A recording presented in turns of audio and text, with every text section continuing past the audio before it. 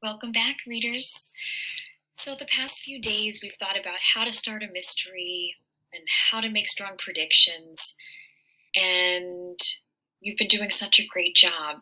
But before we do any new reading work, I have a question for you.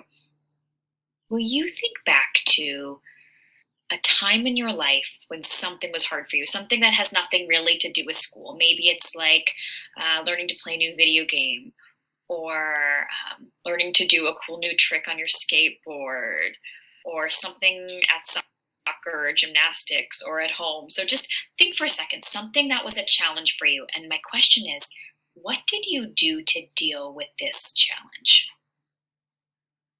You're thinking, if I could read your mind right now, I bet you didn't say to yourself, well, I did nothing. My guess is you did something. You did something to try and overcome that challenge.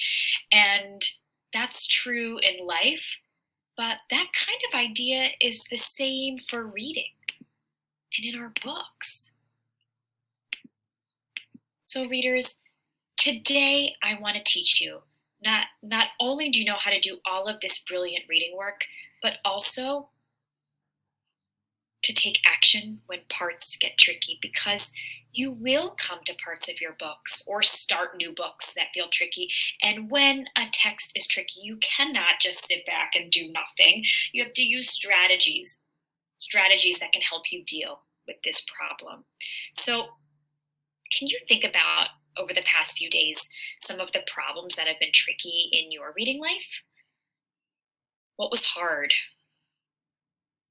Well, here's something that was hard for a reader I was recently working with, my friend Richard. And when Richard was reading in his book, he said to me, Alyssa, I feel like this is really hard when people in my book are talking, but the author doesn't put the name of the character who said that dialogue. So I thought maybe we could help Richard out. We could say, this is a problem. What advice could we give Richard?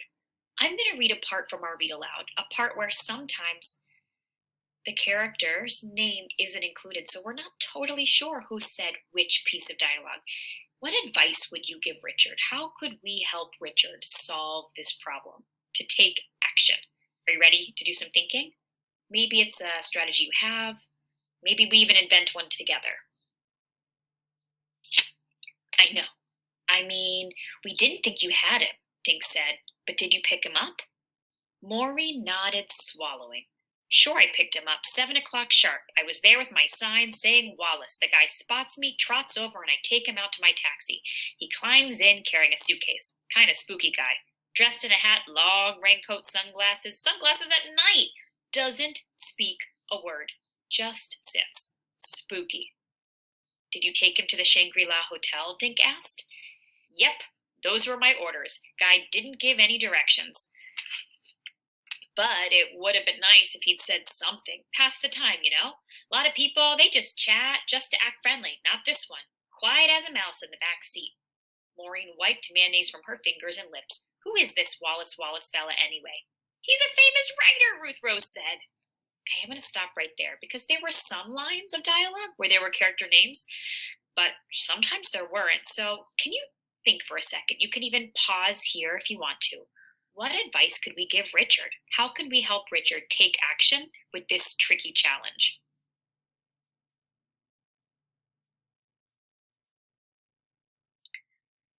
We can even make a chart of our strategies. So, if this part is tricky, untag dialogue with no character names next to it, maybe you thought about strategies like this. Read that part out loud to try and sound like the characters. I know reading out loud can be really useful. You may have thought to yourself, gosh, rereading can be so powerful.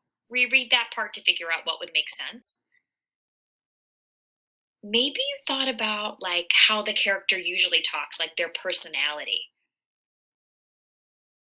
Maybe we're looking for like patterns, like sometimes people usually take turns in a conversation, and that could be really useful.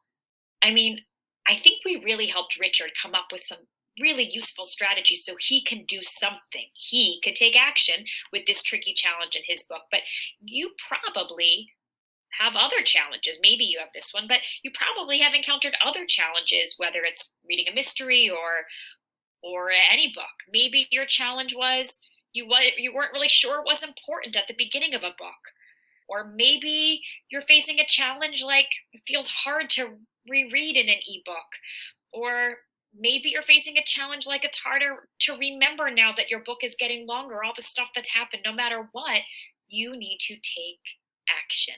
You can try something. So, readers, think back to all the strategies we've discussed together as a class and make a quick work plan. Will you be sketching about your reading, writing about your reading, talking about your reading? And of course, no matter how you choose to document your thinking, when you come across a part that feels tricky to you, do something. Take action. Whatever is tricky for you, and however you do decide to solve that challenge, that would be a great thing to share with your teacher so they could help you continue to keep growing as a reader. Happy crime solving and happy reading, everybody.